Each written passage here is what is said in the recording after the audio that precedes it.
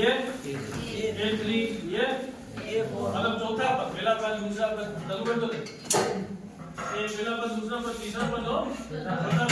तो हम जानते हैं कि D क्या होता है कि आगे वाला पद माइनस पीछे वाला पद कटेगा A2 माइनस A1। ये मान निकालेंगे तो D का मान निकला अपने D बराबर क्या हो गया A2 कितना है 3 माइनस A1 कितना है 1। तो 3 में से 1 कितना बचा 2।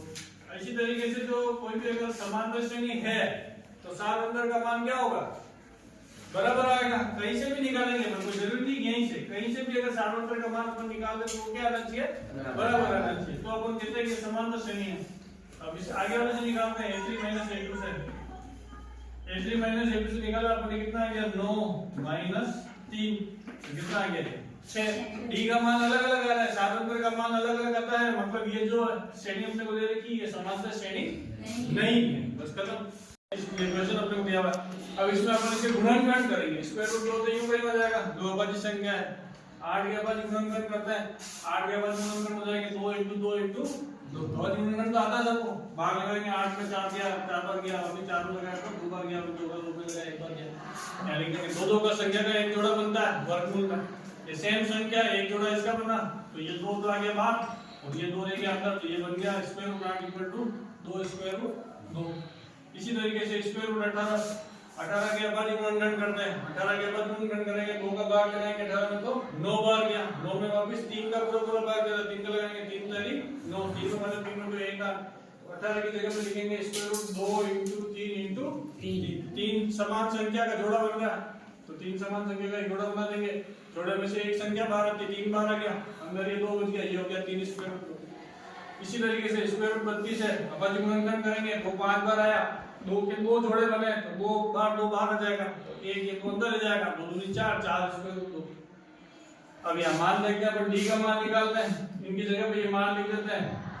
D का मान ज्ञात करते हैं तो वही आगे वाले पद में से पीछे वाले पद की बाकी करेंगे 2 स्क्वायर रूट 2 में से स्क्वायर रूट 2 गया अरे कहीं नहीं लिख रहा क्या मतलब ये वही है 1 2 - 1 तो कितना बचेगा 1 तो ये 1 स्क्वायर रूट 2 3 स्क्वायर रूट 2 में से 2 स्क्वायर रूट 2 की बाकी करने से क्या बचेगा 1 स्क्वायर रूट 2 सीधी सी बात है। ये दोनों D समान आना चाहिए समान है। 3 15 27 39 का कौन सा पद उसके 54वें पद से 132 अधिक होगा। तो पहले तो अपन इसका 54वां पद निकाल लेते हैं। दिया हुआ है सवाल में अपने को इसका प्रथम पद A है 3 D निकालते हैं सार अंतर तो 15 - 3 ये हो गया 12 D का मान है 12 और n है अपने पास में 54। तो पहले तो अपन इसका 54वां पद ज्ञात करते हैं T54 Tn या An एक ही बात है ना दोनों T मतलब टर्म और A अपन पद से ले रहे हैं तो An दोनों में तो एक लिखो An बराबर A plus n minus 1 into D। यहाँ पे पहले 54वां पद ज्ञात करेंगे तो A 54 बराबर A की जगह पे कितना लिखेंगे 3 प्लस का प्लस कोष्टक का कोष्टक n का मान कितना है 54 माइनस 1 कोष्टक 1 इंटू का इंटू D की जगह पे 12 A 54 बराबर ये 3 का 3 ऐसे लेना है। सबसे पहले क्या हल करेंगे कोष्टक हल करेंगे तो ये हो गया 53 इंटू 12 A 54 बराबर ये 3 प्लस 8 या 36 का 6 यहाँ से लेके 3 12 60 और 3 63 A 54 बराबर 636 में ये जोड़ा तो 639 ये 54 बराबर आ गया 639। अब ये कह रहा है सवाल क्या कह रहा है कि कौन सा पद उसके 54वें पद से 132 अधिक होगा।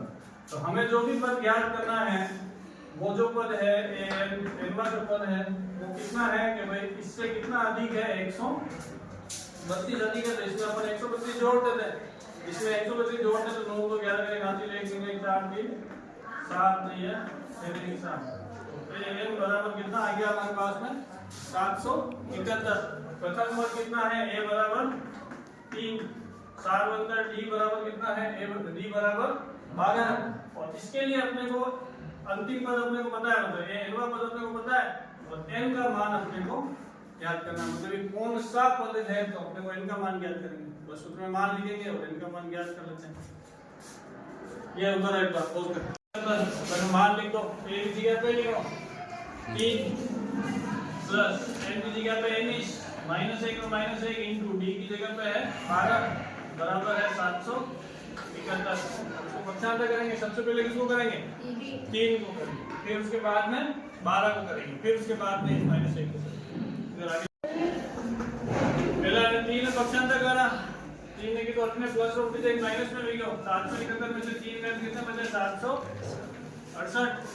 फिर इस 12 को हटाएंगे अपन इधर से, ये इंटू में 768 इधर ये गुणा में है 12, तो इधर आगे कितना हो जाएगा?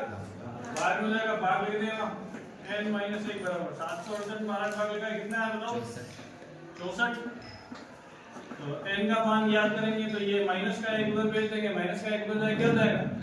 प्लस का 1, तो कितना आ गया ये? 65। तो n बराबर कितना आ गया? 5000 रुपए के मासिक वेतन पद पर कार्य आरंभ किया और प्रत्येक वर्ष 200 रुपए की वेतन वृद्धि प्राप्त की। किस वर्ष में उसका वेतन 7000 हो गया? सवाल सरल है।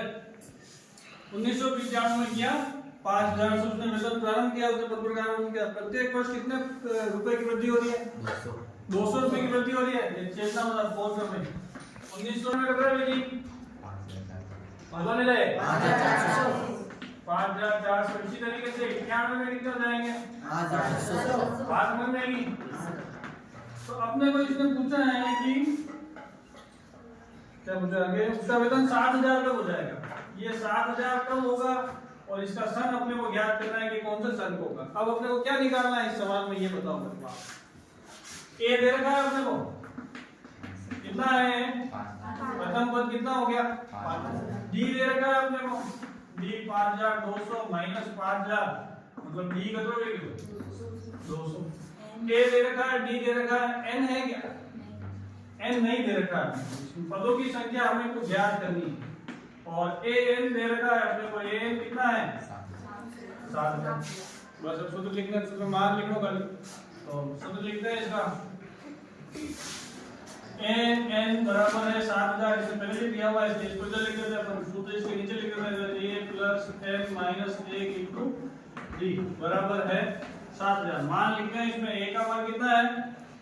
5000। ए की जगह पे क्या लिखेंगे? 5000। ये 5000, ये प्लस, ये कोष्टक। n का मान कितना है? नहीं दिया हुआ है, n की जगह n माइनस 1 क्यों का इंटू का इंटू d की जगह पे कितना लिखना है? 200। ये d की जगह 200, ये बराबर ये 7000। सबसे पहले किसको पक्षांतर करेंगे? इधर 5000। इधर जो ये प्लस वाली वैल्यू है पहले इसको उधर दे देंगे। ये हो गया n माइनस 1 इंटू 200 बराबर 7000 माइनस 5000। तो ये हो गया हमारे पास में n माइनस 1 बराबर ये हो गया 2000 इंटू 200 एक बहुत कर दे। 7000 में 5000 क्या ये कितना हो गया? 2000। बाकी पूरी वैल्यू अपन यूं क्यों लिख दी? ये यहां तक। अब ये मान निकालते हैं, इसको 200 को उधर पक्षांतर करते हैं अपन। n माइनस 1 बराबर ये 2000 तो यहां यूं का यूं और इधर ये 200 जो है गुणे में है तो उधर जाए किस में जाएगा? भाग में।